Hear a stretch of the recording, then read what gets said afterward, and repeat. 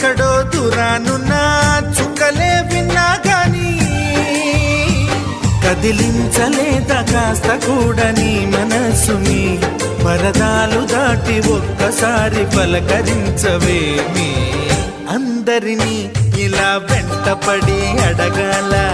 సరదాగా నువ్వే ఎదురైతే సరిపోదా నిద్రపోతున్న రాత్రి నడిగా